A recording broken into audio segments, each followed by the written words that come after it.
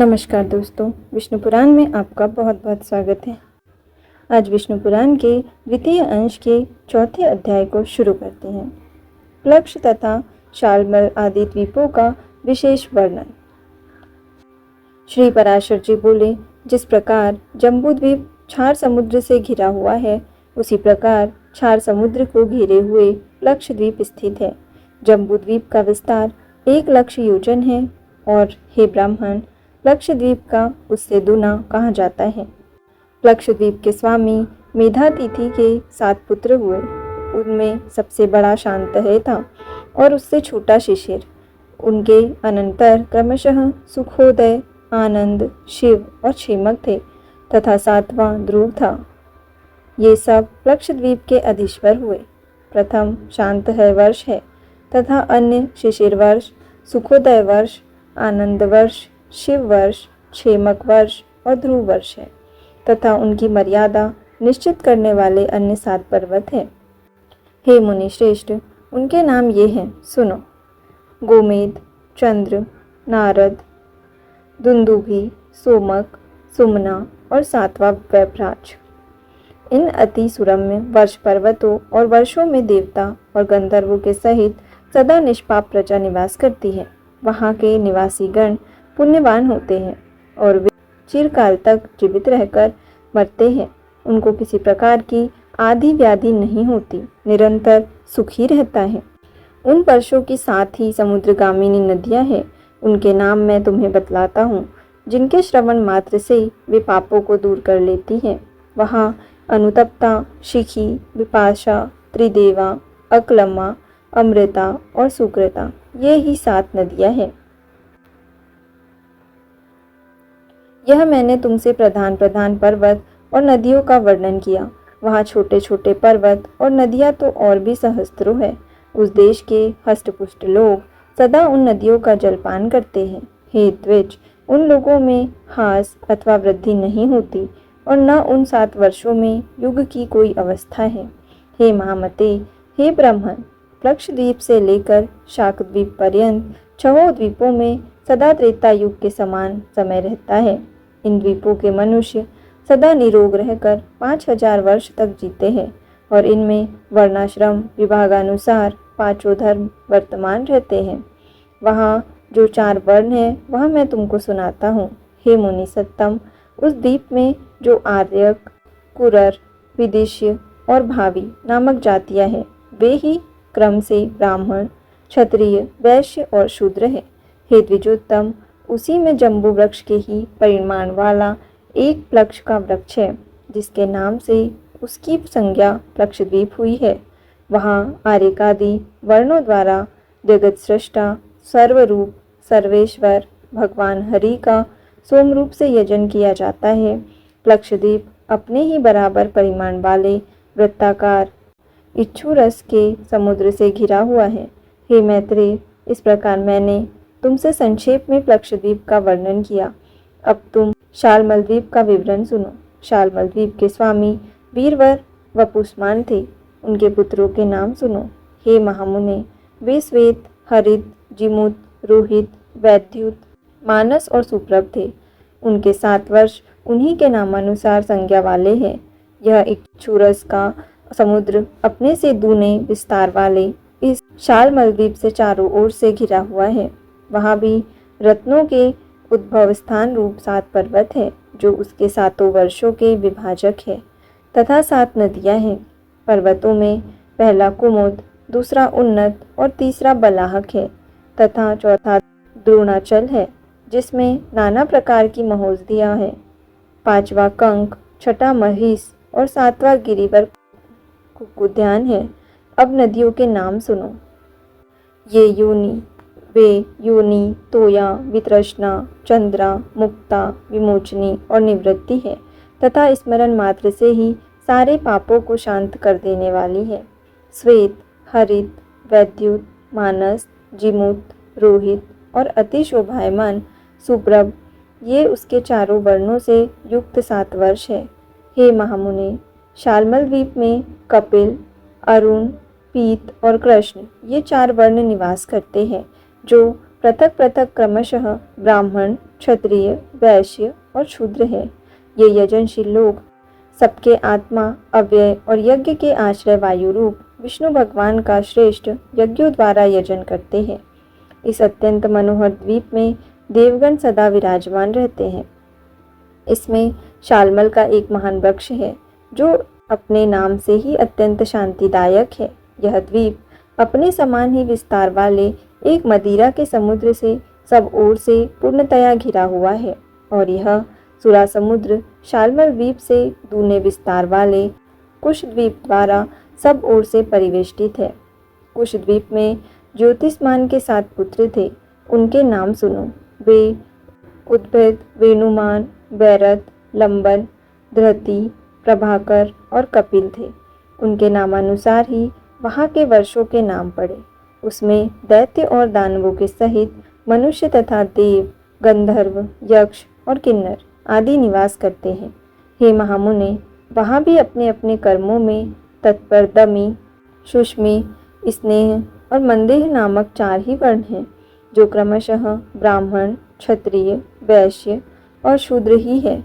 अपने प्रारब्ध क्षय के निमित्त शास्त्रानुकूल कर्म करते हुए वहाँ कुश द्वीप में ही वे ब्रह्मरूप जनार्दन की उपासना द्वारा अपने प्रारब्ध फल के देने वाले अत्युग्र अहंकार का क्षय करते हैं। हे महामुने, उस द्वीप में विद्रुम, हेमशैल, द्युतिमान, पुष्पवान, कुशेशय, हरि और 7वां मद्रांचल ये 7 वर्ष पर्वत है तथा उसमें 7 ही नदियाँ हैं। उनके नाम क्रमशः सुनो। वे धुतपापा, शिवा, पवित्रा, सम्मति, विद्युत, अम्बा और मही हैं। ये संपूर्ण पापों को हरने वाली है। वहाँ और भी सहस्त्रों छोटी छोटी नदियाँ और पर्वत है। कुश द्वीप में एक कुश का झाड़ है, उसी के कारण इसका यह नाम पड़ा है। यह द्वीप अपने ही बराबर विस्तार वाले घी के समुद्र से घिरा हुआ है और वह घृत समुद्र क्रौच द्वीप में परिवेष्टित है। हे महाभाग, अब इसके अगले क्रौच नामक महाद्वीप के विषय में सुनो, जिसका विस्तार कुश द्वीप से दूना है। क्रौच द्वीप में महात्मा द्युतिमान के जो पुत्र थे, उनके नामानुसार ही महाराज द्युतिमान ने उनके वर्षों के नाम रखे। हे मुने, उसके कुशल, मंदक, उष्ण, पीवर, अंधकारक, मुनि और दुंदुभि ये 7 पुत्र थे। वहाँ भी देवता और गंधर्वों से सेवित अति मनोहर 7 वर्ष परिवत है। हे महाबुद्धे, उनके नाम सुनो। उनमें पहला क्रौंच, दूसरा वामन, तीसरा अंधकारक, चौथा घोड़ी के मुख के समान रत्नमय स्वाहिनी पर्वत, 5वां दिवाव्रत, छठा पुंडरीकवान और 7वां महापर्वत दुंदुभि है। वे द्वीप परस्पर एक दूसरे से दूने हैं और उन्हीं की भांति उनके पर्वत भी हैं। इन सुरम्य वर्षों और पर्वत श्रेष्ठों में देवगणों के सहित संपूर्ण प्रजा निर्भय होकर रहती है। हे महामुने, वहाँ के ब्राह्मण, क्षत्रिय, वैश्य और शूद्र क्रम से पुष्कर, पुष्कल, धन्य और तिष्य कहलाते हैं। हे मैत्रेय, वहाँ जिनका जलपान किया जाता है, उन नदियों का विवरण सुनो। उस द्वीप में 7 प्रधान तथा अन्य सैकड़ों क्षुद्र नदियाँ हैं। वे 7 वर्ष नदियाँ गौरी, कुमुदवती, संध्या, रात्रि, मनोजवा, शांति और पुंडरिका है। वहाँ भी रुद्र रूपी जनार्दन भगवान विष्णु की पुष्करादि वर्णों द्वारा यज्ञादि से पूजा की जाती है। यह क्रौंच द्वीप चारों ओर से अपने तुल्य परिमाण वाले दधिमंड के समुद्र से घिरा हुआ है। और हे महामुने, यह मट्ठे का समुद्र भी शाकद्वीप से घिरा हुआ है, जो विस्तार में क्रौंच द्वीप से दूना है। शाकद्वीप के राजा महात्मा भव्य के भी 7 ही पुत्र थे। उनको भी उन्होंने पृथक पृथक 7 वर्ष दिए। वे 7 पुत्र जलद, कुमार, सुकुमार, मरीचक, कुसुमोद, मौदाकी और महाद्रुम थे। उन्हीं के नामानुसार वहाँ क्रमशः 7 वर्ष है और वहाँ भी वर्षों का विभाग करने वाले 7 ही पर्वत है।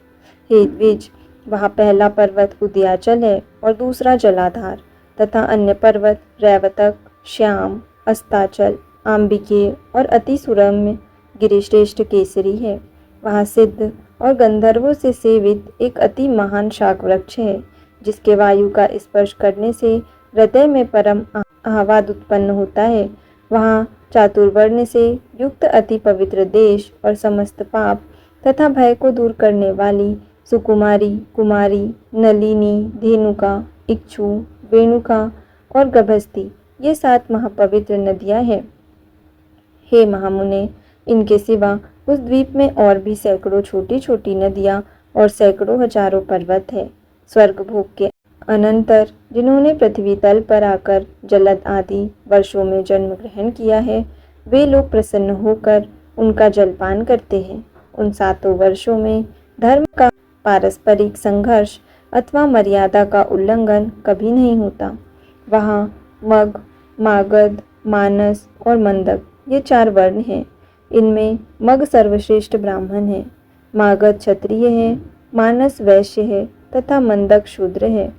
हे मुने, शाकद्वीप में शास्त्रानुकूल कर्म करने वाले पूर्वोक्त 4 वर्णों द्वारा संयत चित्त से विधि पूर्वक सूर्य रूपधारी भगवान विष्णु की उपासना की जाती है।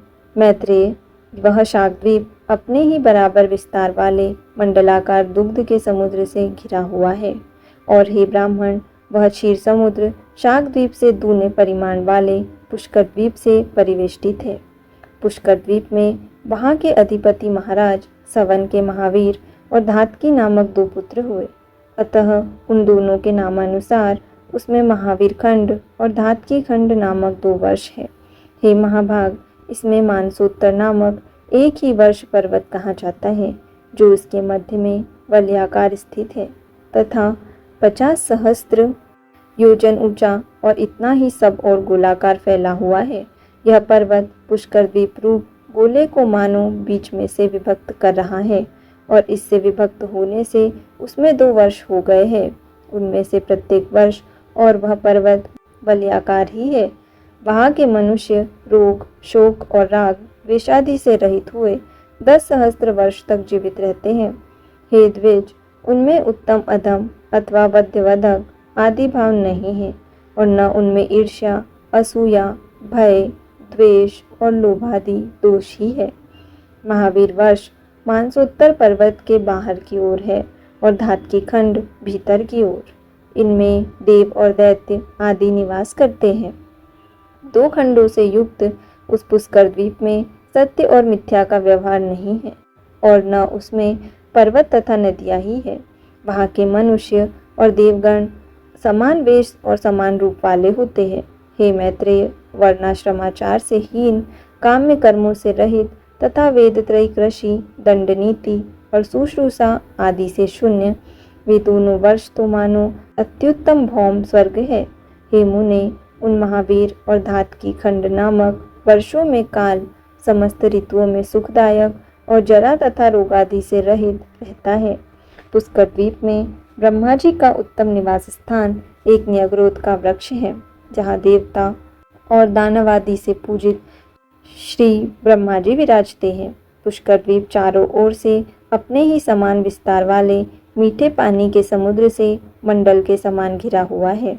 इस प्रकार 7 द्वीप 7 समुद्रों से घिरे हुए हैं और वे द्वीप तथा समुद्र परस्पर समान हैं और उत्तरोत्तर दूने होते गए हैं। सभी समुद्रों में सदा समान जल रहता है, उसमें कभी न्यूनता अथवा अधिकता नहीं होती। हे मुनिश्रेष्ठ, पात्र का जल जिस प्रकार अग्नि का संयोग होने से उबलने लगता है, उसी प्रकार चंद्रमा की कलाओं के बढ़ने से समुद्र का जल भी बढ़ने लगता है। शुक्ल और कृष्ण पक्षों में चंद्रमा के उदय और अस्त से न्यूनाधिक न होते हुए ही जल घटता और बढ़ता है। हे महामुने, समुद्र के जल की वृद्धि और क्षय 510 अंगुल तक देखी जाती है। हे विप्र, पुष्कर द्वीप में संपूर्ण प्रजावर्ग सर्वदा अपने आप ही प्राप्त हुए षड्रस भोजन का आहार करते हैं। स्वादुदक समुद्र के चारों ओर लोक निवास से शून्य और समस्त जीवों से रहित उससे दूनी सुवर्णमय भूमि दिखाई देती है। वहाँ 10 सहस्त्र योजन विस्तार वाला लोकालोक पर्वत है। वह पर्वत ऊंचाई में ही उतने ही सहस्त्र योजन है। उसके आगे उस पर्वत को सब ओर से आवृत कर घोर अंधकार छाया हुआ है तथा वह अंधकार चारों ओर से ब्रह्मांड कटाह से आवृत है। हे महामुने, अंड कटाह के सहित द्वीप, समुद्र और पर्वत आदि युक्त यह समस्त भूमंडल 50 करोड़ योजन विस्तार वाला है। हे मैत्रेय, आकाश आदि समस्त भूतों से अधिक गुण वाली यह पृथ्वी संपूर्ण जगत की आधारभूता और उसका पालन तथा उद्भव करने वाली है। तो यहाँ विष्णु पुराण के द्वितीय अंश के चौथे अध्याय का समापन होता है। आज के लिए इतना ही। धन्यवाद।